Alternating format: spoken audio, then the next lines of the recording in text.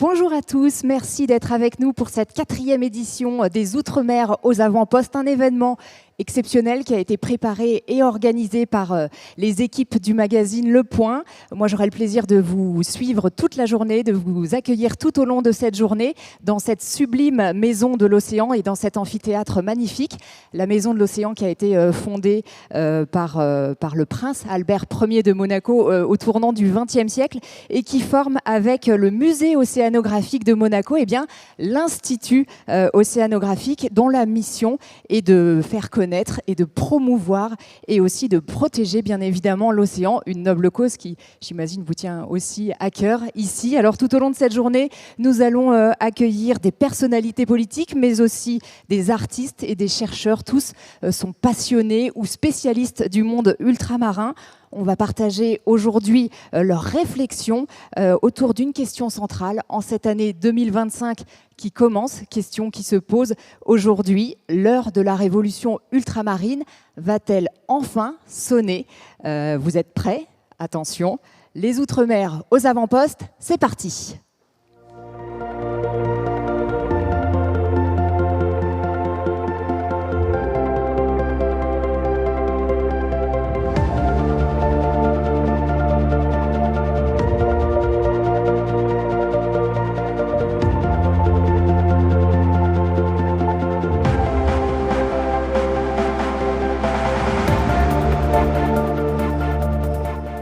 Et nous ouvrons tout de suite notre première table ronde de ce rendez-vous exceptionnel avec l'une des questions les plus brûlantes de l'actualité ultramarine. Il s'agit bien sûr de Mayotte, près de 7 semaines après le cyclone ravageur qui a détruit une grande partie de l'île, qui a laissé des milliers de personnes sans abri et fait plusieurs dizaines de morts. Évidemment, le chantier aujourd'hui est colossal.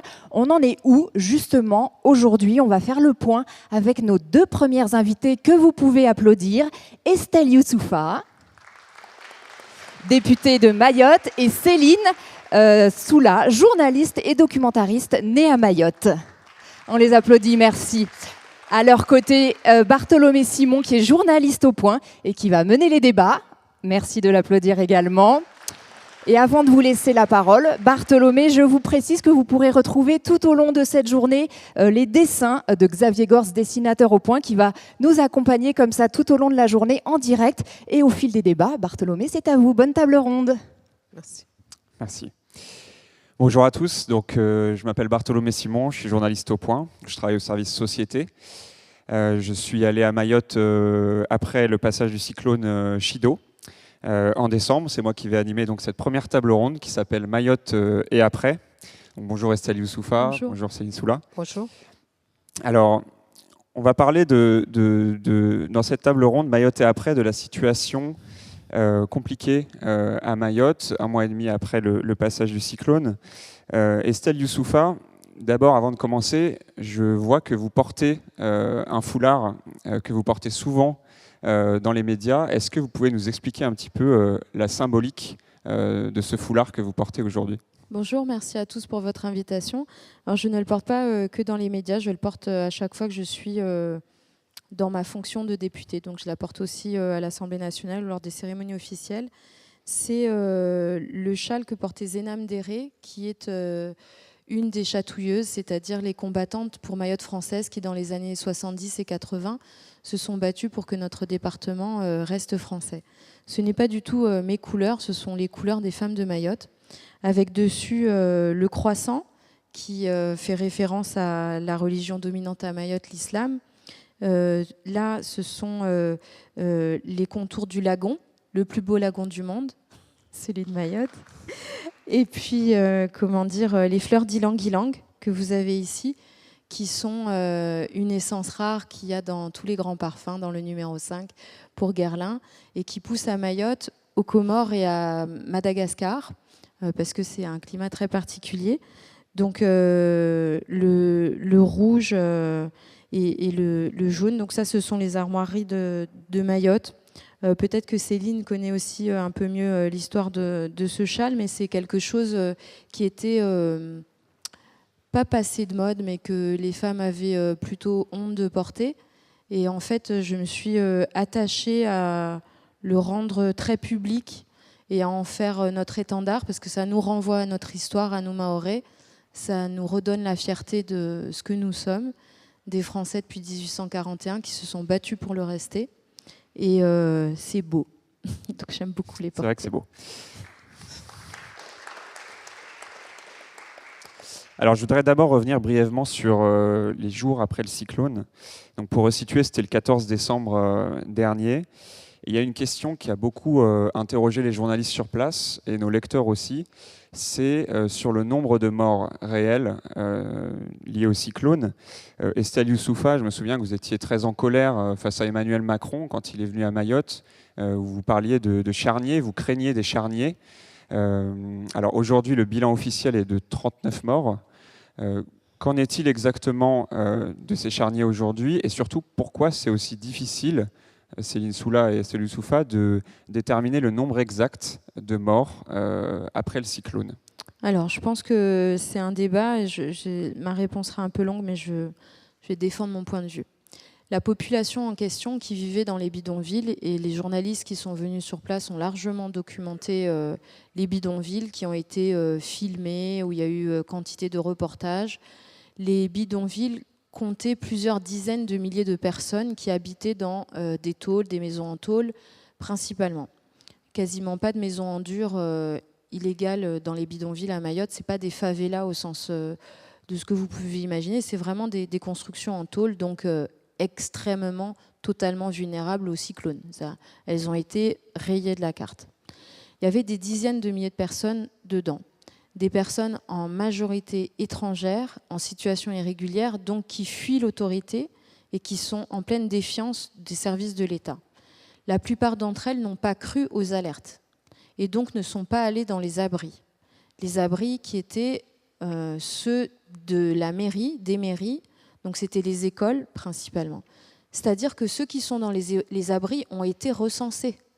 Les services publics savaient combien de personnes étaient dans les abris. Les abris n'ont pas du tout accueilli la majorité de la population qui était dans les bidonvilles. Il n'y a pas eu, au moment avant ou après le cyclone, de départ massif, ni en bateau ni en avion. La forêt qui aurait pu servir d'abri a été complètement détruite. Donc moi, j'entends bien que personne ne veut admettre le drame qui s'est passé dans les bidonvilles parce que c'est indicible. Mais ces personnes sont mortes ensevelies sous des tonnes de boue et de gravats. Pour moi, il n'est pas question de parler de mort dans le sens administratif du terme où il y aurait des certificats de décès. Je souhaite qu'à minima, on parle de ces disparus. Et ça, tout le monde à Mayotte le sait, puisqu'on voit la densité de population a baissé dans Mamoudzou, où je vis, qui était la zone qui concentre Kaweni, le plus gros bidonville d'Europe, ce qui était le plus gros bidonville d'Europe. Donc, pensez qu'on va recenser. On ne va pas recenser ces morts. Les personnes qui étaient à la surface ont été enterrées.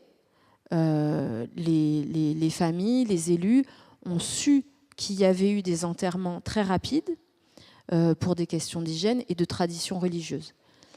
Et donc, elles ont été faites sans certificat. Ces personnes n'ont pas déclaré les décès.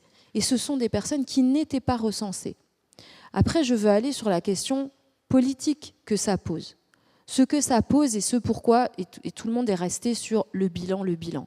La réalité, et ce que personne ne veut entendre, c'est que l'État et les services publics ont perdu le contrôle de la situation au point de ne pas savoir compter et ne pas savoir recenser à Mayotte.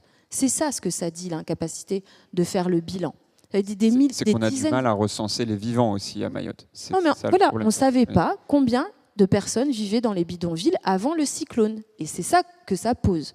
La deuxième question, c'est que ces personnes, si on compte, on fait le bilan réel, même putatif du bilan, ça pose la question de la responsabilité pénale. Comment a-t-on laissé des personnes vivre dans des conditions pareilles au vu et au su de tous? Ça pose la question de la responsabilité des services de l'État, donc du préfet, du ministre et des maires. Donc vous comprenez bien que personne n'a intérêt à ce qu'on connaisse le bilan. Moi, j'en suis convaincue. Ce qui me choque profondément, c'est que ces personnes étaient invisibilisées de leur vivant et elles sont invisibilisées dans leur mort. Et la troisième question, c'est pourquoi est-ce que les autorités et leurs familles ne les réclament pas? C'est ça aussi. Ces personnes étaient principalement originaires des Comores. Vous n'avez pas entendu les autorités comoriennes les réclamer. Et ça, c'est grave. C'est des personnes qui sont mortes dans des conditions indignes, abjectes, et que quand vous parlez avec les quelques secouristes et les soignants qui sont à proximité des bidonvilles, tout le monde raconte le traumatisme qu'ont vécu les gens qui ont survécu et qui ont perdu certains de leurs proches. Je voulais aussi souligner que pour la population mahoraise, la discussion sur le bilan a été très mal vécue. Parce qu'à Mayotte, la quasi-totalité de la population a perdu son toit, la quasi-totalité de la population a été impactée par le cyclone.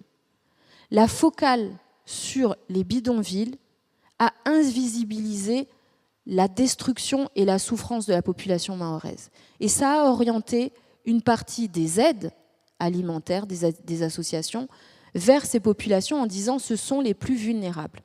Il n'y a pas de plus vulnérables quand... Pardon monsieur, je vais terminer. Dans les bidonvilles. Pardon monsieur. Non, d'abord il n'y a pas plus de morts puisqu'on ne les a pas comptés. Non, mais en fait, à un moment, on ne peut pas gagner sur tous les tableaux. On ne peut pas dire 90% de la population a perdu son toit, mais il y en a 10% qui, elles, seraient plus vulnérables. Quand vous n'avez plus de toit, pas d'électricité, pas d'eau, c'est pas parce que vous êtes dans une maison où il reste que les murs que vous êtes moins vulnérable que ceux qui sont dans des bidonvilles et qui sont, eux, pris en charge dans des abris, qui ont tous les services de l'État qui se sont mis. C'est-à-dire que la population a très très mal vécu cette focale et la couverture médiatique parce que vous, comme d'autres, sont allés passer leur temps dans les bidonvilles à chercher, à demander et à aller insister auprès des autorités. Le reste de la population n'avait pas d'eau, c'est-à-dire les vivants n'avaient pas d'eau, pas d'électricité, pas à manger, il y avait des ruptures de stock dans les magasins, des grosses difficultés pour s'approvisionner, et le discours était sur les disparus. Je comprends parfaitement. Je suis pas on du tout en a parlé de dire... aussi, mais voilà, on a beaucoup parlé aussi de... Vous pouvez regarder la couverture médiatique, elle a été très importante sur les bidonvilles. Et je comprends l'obsession sur le bilan. La dernière chose, et j'en terminerai là parce que Céline voudra certainement compléter, c'est qu'en fait, cette question de savoir pourquoi est-ce qu'on n'est pas allé chercher dans les bidonvilles tout de suite. Il faut comprendre qu'au lendemain du cyclone, moi je suis arrivée 36 heures après le cyclone, la préfecture a été détruite, la gendarmerie a été détruite, l'hôpital a été détruit, la police a été détruite, les pompiers, les services des pompiers ont été détruits, la Croix-Rouge qui avait qui étaient en urgence, qui étaient en alerte, son hangar a été détruit. C'est-à-dire que l'État même a été atteint par Chido, ce que l'État n'a pas beaucoup expliqué. Mais donc, on était sur une zone qui avait à la base très peu de secours et d'infrastructures, et les quelques secours qu'on avait ont été détruits, ont été eux-mêmes touchés. Et donc, et c'est normal, les services se sont d'abord concentrés sur les vivants. Et c'est ça qui s'est passé. Et moi, j'étais sur place. Quand faire 100 mètres, 200 mètres, c'était à la tronçonneuse pour avancer en centre-ville, vous imaginez qu'ils ne sont pas allés très loin, très vite. J'étais avec le préfet et la gendarmerie pour la première fois quand le préfet a pu sortir et aller en hélicoptère en brousse. C'était mercredi. Le cyclone était samedi. En brousse, il n'avait vu aucune autorité depuis samedi, le jour du cyclone. Donc c'est vous dire que la question de l'avancée et le déploiement des secours a été particulièrement compliquée et particulièrement lente. Et donc le reproche qui est de dire pourquoi est-ce qu'ils ne sont pas allés dans les bidonvilles aller chercher les morts, parce qu'en fait ils n'étaient pas assez nombreux, les secours n'étaient pas assez nombreux et qu'ils sont d'abord allés chercher les vivants. Alors, il faut qu'on avance un tout petit peu plus vite. Donc là, on a parlé du bilan. Notre conférence s'appelle Mayotte et après. Donc la question qui va nous animer quand même, c'est l'avenir de Mayotte, la reconstruction et le projet. Donc comment on va reconstruire autrement différemment. On a entendu le gouvernement parler de reconstruire autrement. Alors déjà, pourquoi on doit reconstruire autrement? Est-ce que vous pouvez nous expliquer? Donc on sait que c'est lié à la question des bidonvilles notamment.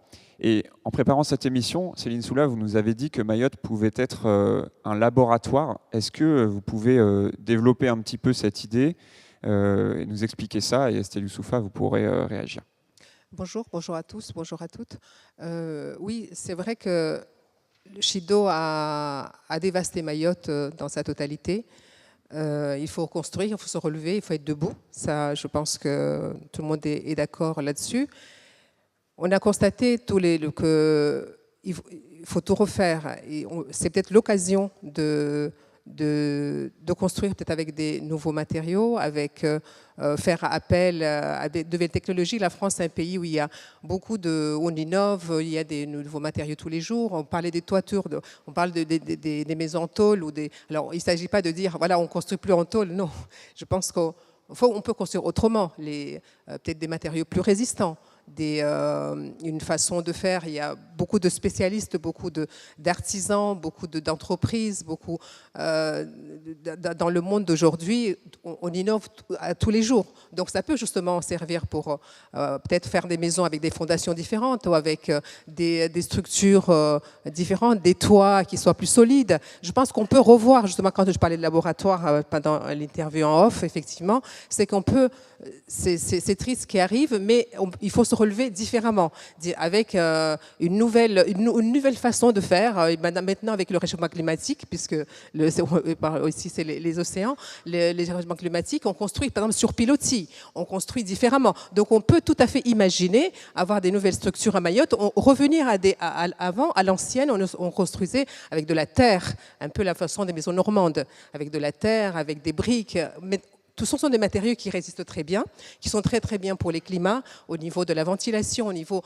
de beaucoup de choses qui sont. Donc pourquoi ne pas revenir à des bases au niveau de ces matériaux qui ont été des matériaux nobles, je dirais, la terre, se servir de tout ce qui est local. On a des façons de faire. Je pense que je ne suis pas architecte, je ne suis pas artisan pour toutes ces constructions-là, mais je sais qu'avec toutes les personnes de bonne volonté, avec toutes les technologies, avec des anciennes méthodes, etc., anciennes et aujourd'hui, avec les innovations d'aujourd'hui, on peut construire mieux, bien, avec des matériaux qui soient tout à fait corrects, sans supprimer, se dire, voilà, il ne faut plus de tôle, il ne faut plus de bois, il ne faut plus... Non, on peut tout à fait faire différemment. Je pense que le différemment est très important et c'est peut-être justement l'occasion de repartir sur des bases solides, des bases intéressantes et construire une Mayotte qui aura un autre visage, plus structuré, plus harmonieux. Et je pense que c'est l'occasion d'harmoniser Mayotte et de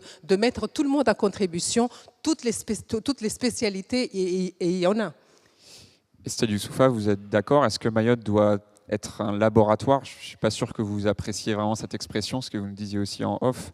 Non, moi je considère qu'un laboratoire, on n'est pas des cochons d'Inde. De deux, un laboratoire stricto sensu scientifiquement, c'est de dire qu'on a des conditions idéales qui seraient applicables ailleurs, ce qui est absolument faux par rapport à Mayotte. Donc moi j'entends le caractère d'expérimentation. Ce qu'il a aussi, mais c'est mon côté basique, pragmatique, j'aimerais déjà qu'on fasse les fondamentaux, c'est-à-dire amener l'eau, l'électricité, des routes, voyez, avant d'aller inventer autre chose. Ça, c'est mon point de vue. Je suis allergique au terme de laboratoire et d'expérimentation parce que c'est le mot valise pour faire moins, toujours nous envoyer les géotrouve-tout alors qu'on n'a pas la base. Voilà, ça c'est fermeture de cette parenthèse, mais reconstruire mieux et différemment, je vais expliciter parce qu'à Mayotte, l'attente est très forte.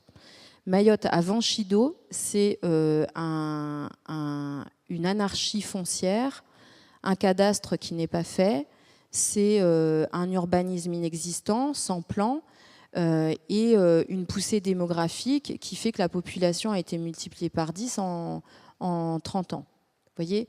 Donc, si vous voulez un cauchemar urbain, c'est ce qui est avec une déforestation massive, avec aucune infrastructure qui suit. C'est 4 routes nationales à Mayotte pour 375 km², avec un État qui veut se débarrasser de ses maigres obligations. et plusieurs promesses qui avaient été faites sur la construction d'un deuxième hôpital, sur quantité d'infrastructures comme une deuxième prison, des centres administratifs un peu partout sur l'île et une piste longue, sinon un deuxième aéroport. Dans un contexte très particulier qui est effectivement une montée des eaux provoquée par le réchauffement climatique, mais aussi et surtout la naissance d'un volcan qui secoue l'île depuis 2018, donc un contexte sismique avec un enfoncement de la petite terre qui va extrêmement vite puisque à certains endroits on a perdu 8 cm en quelques années, c'est hallucinant scientifiquement. 90% de la population à Mayotte vit sur le littoral. Donc vous voyez, on est dans un contexte qui, ante Chido, était extrêmement compliqué et problématique, avec tout un sujet sur le foncier, de savoir qui est propriétaire. C'est pas qu'il n'y a pas de propriétaire, c'est qu'il y en a trop. Et une occupation des sols illégale par les bidonvilles, par les constructions anarchiques, qui empêchaient beaucoup de projets publics de se déployer.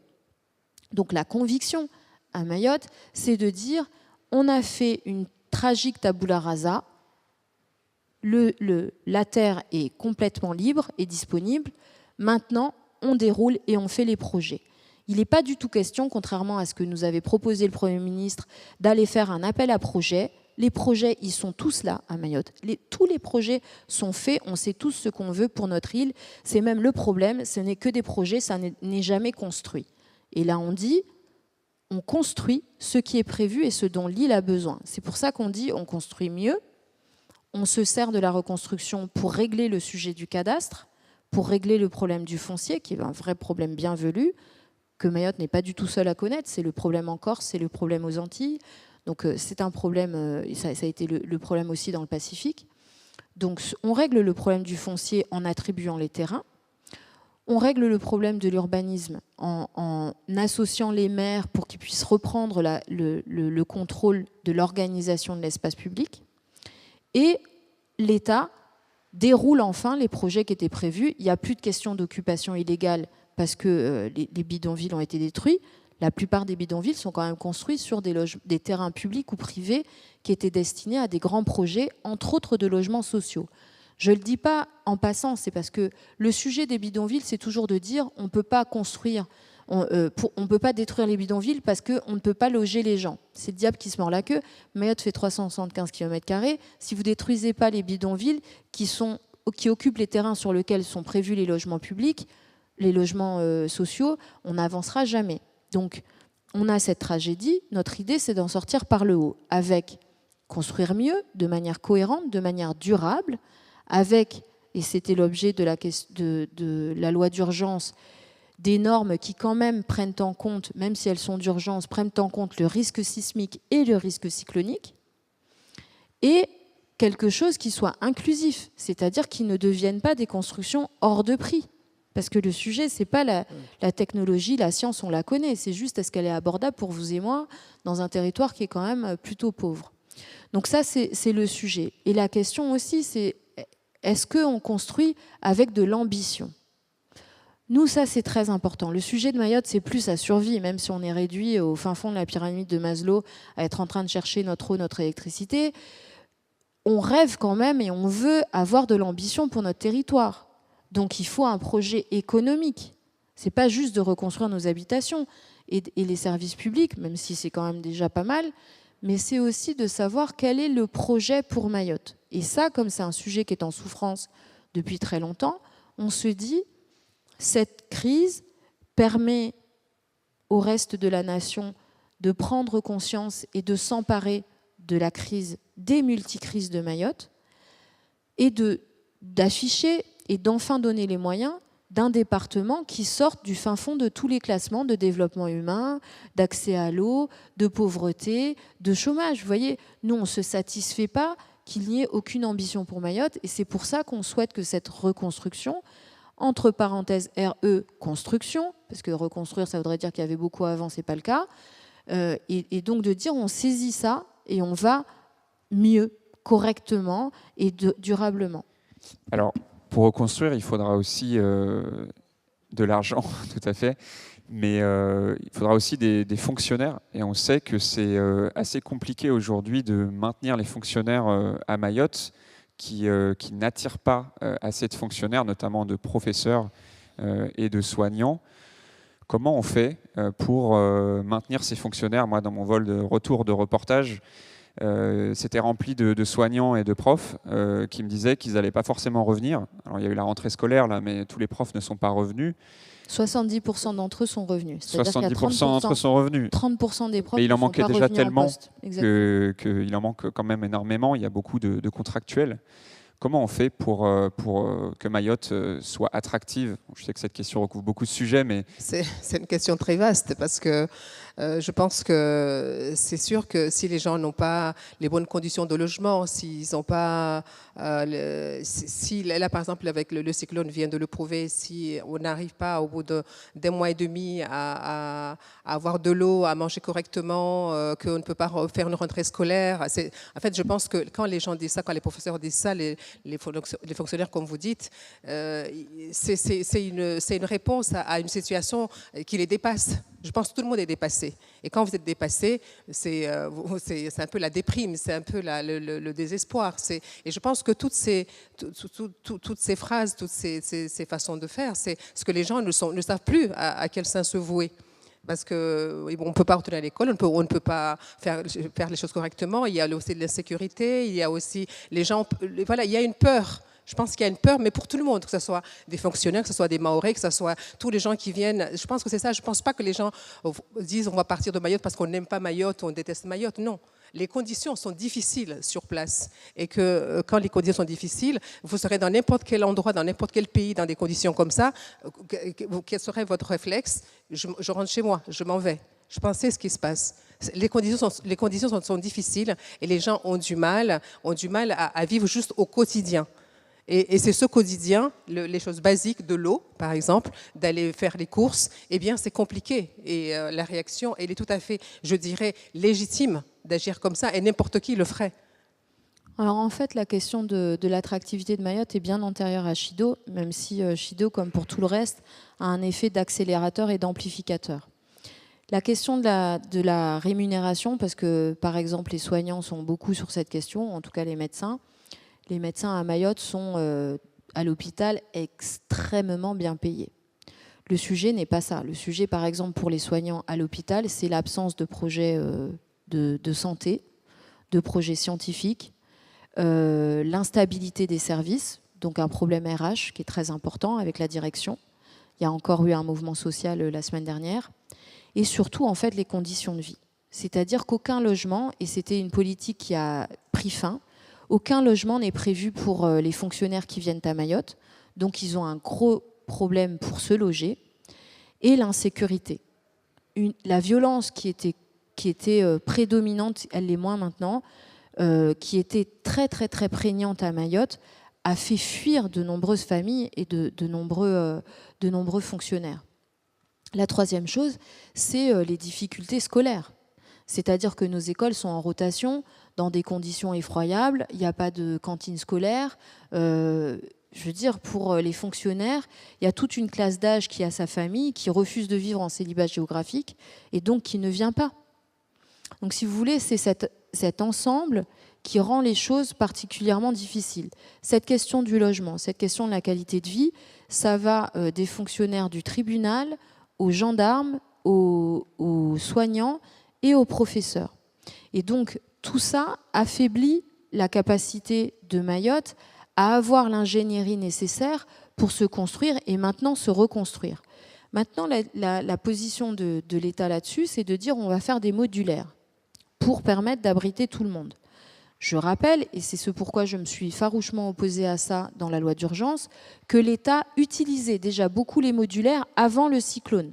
Il y avait des modulaires au rectorat, à l'hôpital, dans quasiment tous les services publics, il y avait des modulaires. C'est des modulaires, juste pour qu'on soit bien clair, à Mayotte, c'est des containers climatisés, vous voyez, qui n'ont pas résisté au cyclone. Hein. Ils ont tous valdingué, certains ont été éventrés. Donc, je veux dire, le projet de l'État de dire que les fonctionnaires vont revenir à Mayotte parce qu'ils vont loger dans des containers climatisés, moi je n'y crois pas un instant. Et en fait, c'est pour ça que je l'ai combattu, parce que ça veut dire, et on connaît nous le provisoire qui dure, ça veut dire qu'on va dire oui mais les gens sont logés, ça va comme pour les bidonvilles occuper du foncier qui est destiné à la reconstruction, et donc là on va dans un cercle vicieux. Je sais que c'est quelque chose qui est difficile à entendre ici, mais nous, on préfère qu'il n'y ait pas de fonctionnaires et qu'on reconstruise correctement que de nous dire on va faire venir des fonctionnaires temporairement, ça va bloquer la reconstruction et après on n'aura pas le durable. Je sais que ça paraît très, très radical, mais vraiment on en est convaincus. Les Mahoraises et les Mahorais, quand vous entendez des fonctionnaires qui partent, vous savez ce que dit la population ? Elle me dit qu'ils partent parce que s'ils n'arrivent pas à supporter nos conditions de vie, comment est-ce que vous voulez qu'ils nous aident ? C'est terrible, mais la population, elle en est là, parce que nous, on supporte ça. Et on se dit que tant que les fonctionnaires ne connaîtront pas nos conditions de vie, ils n'auront pas notre détermination à changer les choses. Alors, on est intransigeant là-dessus. La troisième chose, c'est aussi de souligner que la fonction publique, c'est le mandarinat de notre pays, c'est une ingénierie qui est extérieure et qui va partout dans le pays pour renforcer. On est le territoire qui a le moins de fonctionnaires nationaux. Les services publics à Mayotte sont quasi inexistants. Les services de l'État ne se déploient pas à Mayotte. Et c'était antérieur à Chido. Les fonctionnaires, les hauts fonctionnaires sont tous basés à La Réunion pour travailler pour Mayotte. Et c'est pour ça que les Mahorais disent « venez vivre avec nous » et comme ça, vous arrêterez de nous pondre des trucs qui ont ni queue ni tête et de nous dire « il n'y a qu'à faire ». Là, il y a une expression qui nous rend mais dingue à Mayotte. C'est « on va fonctionner en mode dégradé ». Pour rappel, Mayotte fonctionne en mode dégradé depuis plus d'une décennie. C'est quoi le dégradé du dégradé ? C'est à quel moment est-ce qu'on dit collectivement c'est inacceptable ? C'est ça le sujet qui est posé à Mayotte. Quand on dit nos enfants vont aller en cours dans des tentes, dans un département français, c'est quoi ? Quel dégradé de quoi ? Quand au collège à Kaweni, vous entendez le principal du collège dire à la télévision pour la rentrée, je vais ouvrir une épicerie solidaire pour distribuer du riz aux enfants et leurs parents. Je vais organiser des collectes pour leur donner des cahiers et du matériel scolaire et je vais ouvrir une clinique psychologique. Et là, bonnes âmes, vous vous dites, oui, c'est vrai, c'est nécessaire, les pauvres, etc. Les parents à Mayotte, il est où le projet pédagogique ? À quel moment est-ce que l'éducation nationale est devenue MSF ? Oui, mais c'est une vraie question. C'est à quel moment est-ce que les services de l'État ont perdu à ce point le Nord dans ce département que vous dites à des profs qui après jettent l'éponge et qui disent mais moi et puis c'est normal, ils ont signé leur contrat c'était gérer les petits monstres qui vont en classe. C'était pas leur donner à manger et faire une épicerie sociale, même si elle est nécessaire. C'est pas du tout le sujet. Parenthèse, là, par exemple, au lycée, au collège en Petite Terre, les élèves sont en classe avec des militaires qui sont logés dans le collège. Ils partagent le seul bâtiment public avec des fonctionnaires, des militaires qui sont là pour nous aider. Donc vous comprenez, la question qui se pose, c'est qu'est-ce que vous considérez qui est acceptable ? À quel moment est-ce que le dégradé du dégradé, si on parlait des couleurs, vous êtes passé du rouge cramoisi quasiment au tout blanc, parce que là, il ne reste plus rien dans le dégradé. Là. Nous, à quel moment est-ce qu'on se dit, il y a des élèves, des parents qui sont en train d'occuper les écoles en disant on refuse que nos enfants fassent la rentrée parce que les conditions ne sont pas acceptables. Ils hypothèquent l'avenir de leurs enfants parce qu'ils vont en faire quasiment une année blanche. Et en fait, on est tous dans ce dilemme de se dire est-ce qu'ils ont raison ? Est-ce que vous accepteriez que vos enfants aillent dans des conditions pareilles à l'école ? Est-ce que ce sont des conditions où on apprend ? Stella Youssoufa, il faut qu'on avance un tout petit peu. Pardon, Je suis désolé, intarissable. mais le temps file et je voudrais vous parler de l'angle mort de cette loi d'urgence dont on parlera en mars. Il y aura une deuxième loi qui sera examinée et qui évoquera l'immigration, qui est un sujet très important à Mayotte. On sait qu'au lendemain du passage du cyclone Chido, il y avait encore des kwassa-kwassa, ces bateaux avec des Comoriens qui arrivaient à Mayotte, alors même que la population était en pénurie d'eau, de nourriture, d'électricité, etc. Cette semaine, François Bayrou a parlé de submersion migratoire. Donc, c'est une phrase qui a fait polémique. Donc, je vais vous interroger là-dessus. Est-ce qu'il y a submersion migratoire à Mayotte ? Et plus largement, est-ce que ce n'est pas sans fin cette question ? Est-ce que ça peut être réglé ? Et si oui, comment ? Alors, d'abord, Céline Soula. Je pense que toutes les personnes qui iraient à Mayotte verraient la situation, changeraient vraiment leur regard. On ne sait pas, on n'imagine pas en fait ce qui se passe là-bas. On n'imagine pas du tout que quand vous allez à l'école, l'école c'est une rotation parce qu'il y a trop de monde, il y a trop d'enfants. Quand vous allez dans les champs, il n'y a plus rien. Et là, ce qui se passe, comme il y a justement beaucoup de gens qui arrivent en situation illégale, on sait que par exemple pour les denrées alimentaires, là aujourd'hui il y a des aides qui arrivent, on distribue de la nourriture, etc. Mais dans 2 mois, dans 3 mois, tous les gens qui ne sortaient pas, les gens qui étaient cachés, soit dans les forêts, il n'y a plus de forêts maintenant, soit dans les bidonvilles, il n'y a plus de bidonvilles, les gens commencent à sortir de chez eux pour aller chercher à manger, pour aller chercher à boire. Ce qu'on constate aujourd'hui avec justement toutes les personnes qu'on n'a pas comptabilisées, la population qu'on voit aujourd'hui qui était cachée, il va y avoir un problème de pénurie. Les gens vont sortir pour vouloir manger, boire. Et on va courir à une catastrophe, je pense, à mon avis, à une catastrophe de la famine, parce que les stocks d'aujourd'hui, on commande pour 15 personnes, on va faire un bilan, faire venir des conteneurs pour un certain nombre d'habitants. Mais sauf qu'il y a plus de monde que ça. Et ça va être une pénurie en permanence. On aura beau faire venir des bateaux, beau faire venir des denrées, ça ne suffira pas. Là, on est encore dans la phase aide, etc. Mais ça va se terminer tout ça, dans 2-3 mois. Et qu'est-ce qui va se passer ? C'est ça la réalité. Quand on parle d'immigration, c'est-à-dire qu'il faut englober tout ça. Parce qu'il y a un surnombre, on ne veut pas le dire, on ne veut pas l'entendre, voilà, c'est pas vrai, ils délirent, ils sont complètement à côté de la plaque. Non. La réalité, c'est qu'on est en surnombre. Et on le voit de plus en plus. Il n'y a plus de forêts. Les gens ne vont pas se cacher dans les forêts. Il n'y a plus de maisons informelles, des cases informelles.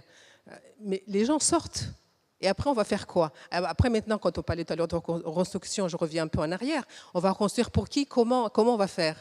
Est-ce qu'on va établir une liste, voilà, les personnes qu'on doit reconduire aux frontières, celles qu'on doit garder, comment on va construire ? Est-ce que beaucoup de Mahorais refusent à ce qu'on prenne leur terrain en disant ah oui, mais si vous prenez les terrains, mais c'est pour construire pour des gens qui ne sont pas répertoriés ou ne sait pas qui, les gens, alors, ça crée un problème.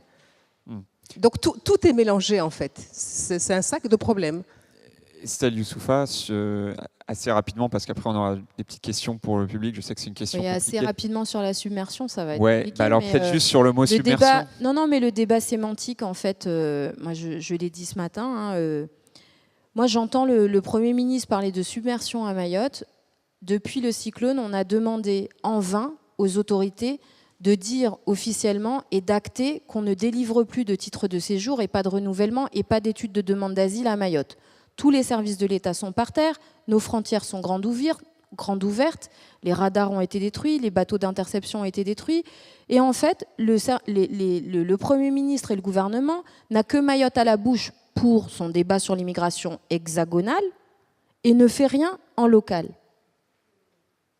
Moi, je n'ai pas d'affiliation politique, je suis totalement indépendante, je n'en peux plus. Parce que le sujet, c'est quoi ? C'est la commission mixte paritaire sur le budget qui se tient aujourd'hui à l'Assemblée nationale et qui se tient aujourd'hui dans laquelle les socialistes veulent sortir et le RN doit soutenir le gouvernement. C'est ça le fond du sujet du mot submersion, hein. C'est notre petite tambouille parlementaire de quelqu'un qui veut rester quelques semaines de plus à Matignon et qui, pour Mayotte, ne fait rien. Monsieur Retailleau est venu au surlendemain du cyclone, vous ne l'avez pas entendu sur Mayotte. Pas entendu.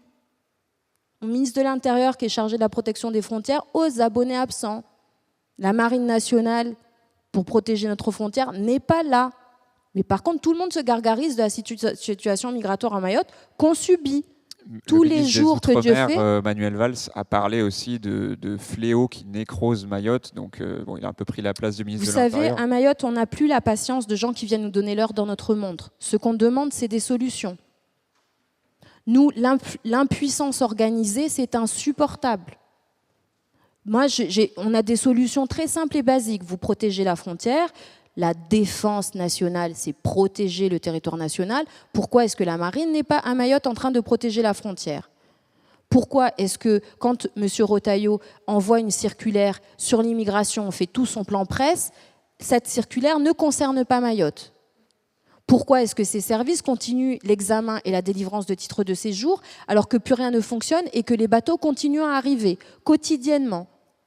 Pourquoi est-ce que les LR ont décidé d'aller sur la limitation du droit du sol alors qu'ils défendent depuis plus de 10 ans l'abrogation du droit du sol à Mayotte?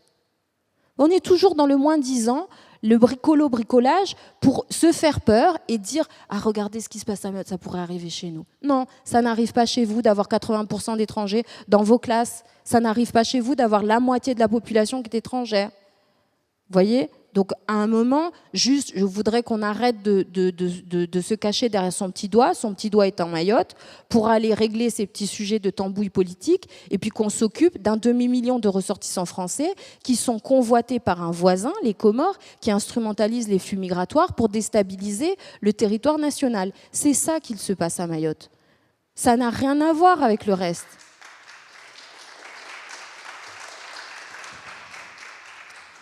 Alors, on va en profiter pour prendre quelques questions du public, si jamais il y en a. On ne vous voit pas très bien. On ne voit pas beaucoup. Parce qu'on est aveuglé depuis tout à l'heure. Une hôtesse va venir vous tendre le micro. Une question, monsieur, allez-y, oui, on vous écoute. Je suis là. Donc on a tous compris que Mayotte est détruit. Dans des cas comme ça, est-ce que l'Union européenne, dans le cadre de la reconstruction, quelle qu'elle soit, ne peut pas aider du point de vue financier? Première question. Deuxième question, je vais sans doute choquer. Est-ce que Mayotte, dans un cadre à négocier avec les Comores indépendantes, ne pourrait pas revenir dans les Comores? Alors, Monsieur Mayotte n'a jamais été dans les référendum Comores. bien cadré. Non, mais là, je Voilà. vous arrête tout de suite parce que Mayotte n'a jamais été comorienne. Donc, en fait, on ne va pas aller sur ce terrain-là. Et en fait, on ne dispose pas d'une population comme de meubles quand on a voté plusieurs fois pour rester français. Pas le devenir, rester français. En fait, à un moment, c'est quand même grave de dire des trucs pareils.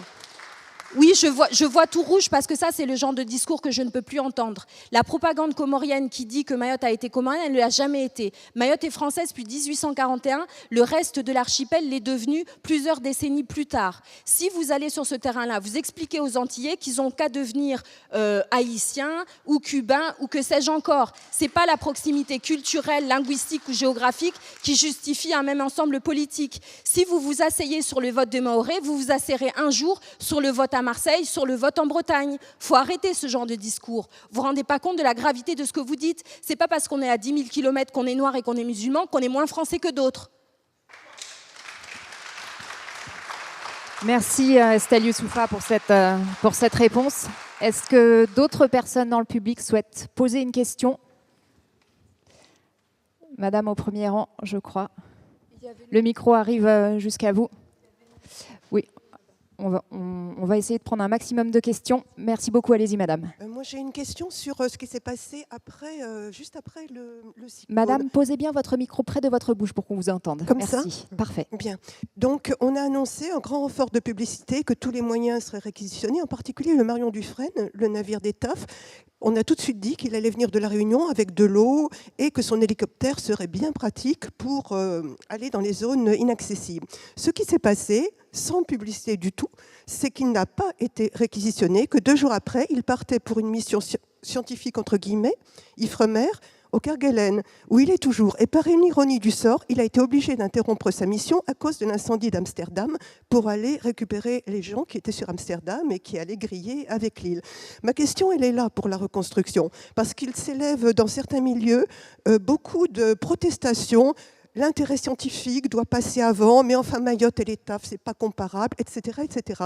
Et à budget contraint, il y aura des arbitrages à faire. Ma question porte là-dessus. Bon, mon opinion est bien évidemment que Mayotte est une île peuplée et qu'elle doit passer avant une île où il n'y a pas d'habitants. Réponse brève, si possible, il ne nous reste plus beaucoup de temps. L'objet souvent de mes échanges avec l'État, c'est de dire entre protéger les pingouins et les êtres humains, je pense que le choix est vite fait, mais visiblement, il y a toujours des arbitrages.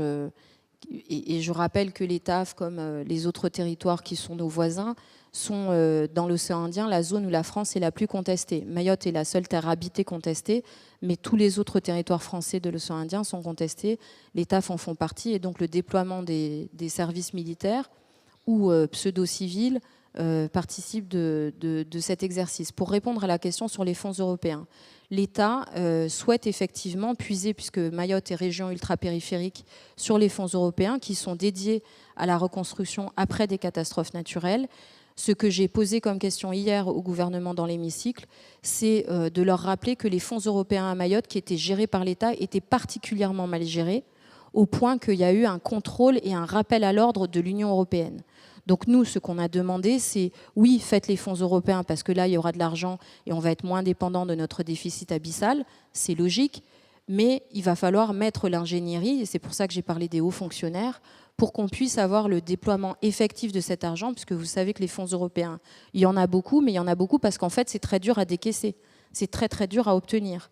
C'est des dossiers particulièrement complexes. Donc c'est là qu'il y a l'argent, mais il va falloir se retrousser les manches pour les obtenir pour Mayotte. Il nous reste le temps pour une dernière question. Peut-être je vois une main qui se lève là-bas. Monsieur en orange, là. Oui, ouais, voilà. Monsieur, le micro monte jusqu'à vous. Simplement quelques instants pour laisser le temps à l'hôtesse d'arriver jusqu'à vous. Il nous reste on peut s'accorder encore 2 petites minutes pour cette dernière question. Ça veut dire que réponse assez brève encore, mesdames. Merci beaucoup. Madame la députée, vous avez été très claire sur la situation chaotique et sur les défaillances de l'État. Et j'ai compris dans votre intervention qu'il y avait déjà beaucoup de projets qui étaient déjà dans les cartons et qu'il y a un problème de coordination. Donc la question est simple.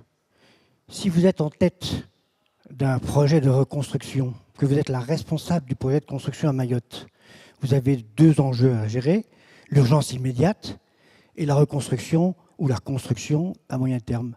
Vous commencez par quel projet, avec quels moyens et quelles ressources ? Pour moi, le projet le plus vital, c'est le désenclavement et c'est la question de l'aéroport. Pour répondre de manière indirecte à la question qui a été posée, une partie du pont aérien à Mayotte n'a pas été possible parce que notre piste aérienne est trop courte. Et en fait, ça baisserait tous les coûts parce qu'en fait, ça ouvrirait le ciel de Mayotte.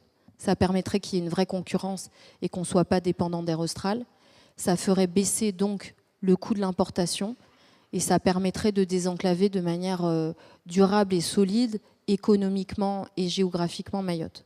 Donc pour moi, la priorité des priorités, c'est l'aéroport, surtout que c'est un projet qui prendrait à minimum entre 3 et 5 ans.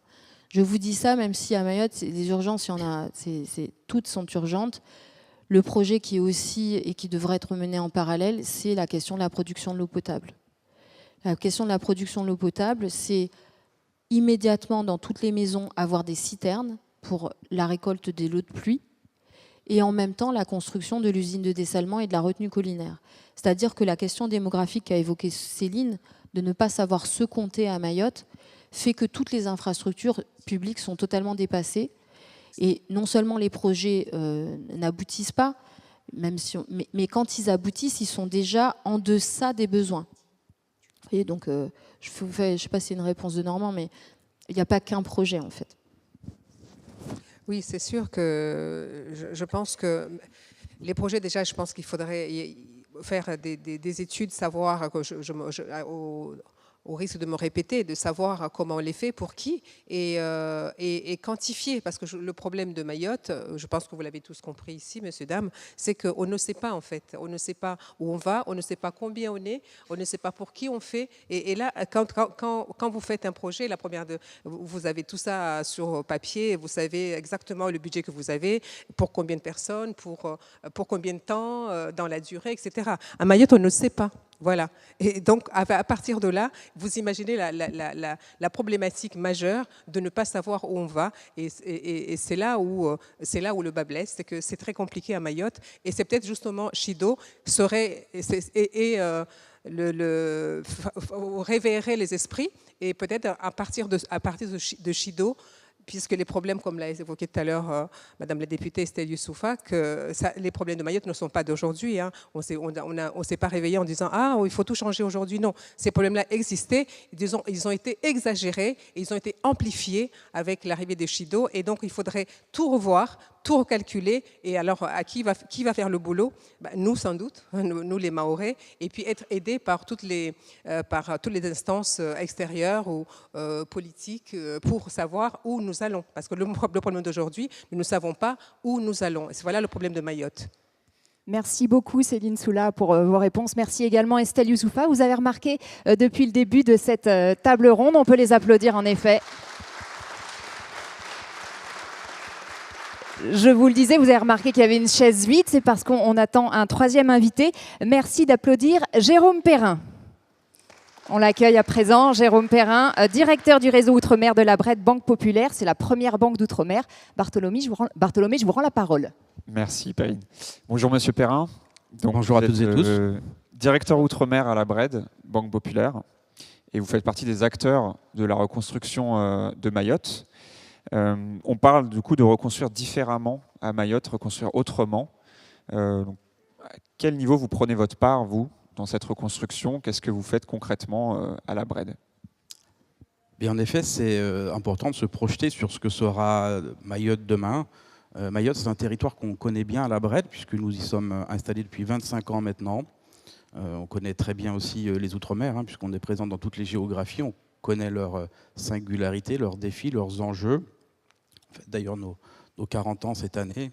Et en Outre-mer, est-ce que je voulais dire, et sur ce point sur lequel je voulais insister, c'était qu'il fallait aussi compter sur le secteur économique, qui s'est d'ailleurs particulièrement illustré pendant cette crise, hein, qui a réagi extrêmement rapidement aux événements pour à la fois assurer la continuité d'activité de leurs services, qui se sont mobilisés pour aller chercher des ressources en local, des ressources régionales, des ressources au niveau national, pour permettre de relancer les services et de permettre à la population de pouvoir subvenir à leurs besoins. Donc cet écosystème du secteur privé local, qui est très agile, qui a fait preuve d'une grande résilience, il sera important aussi, et il va jouer un rôle clé dans la reconstruction, dans la relance économique de Mayotte.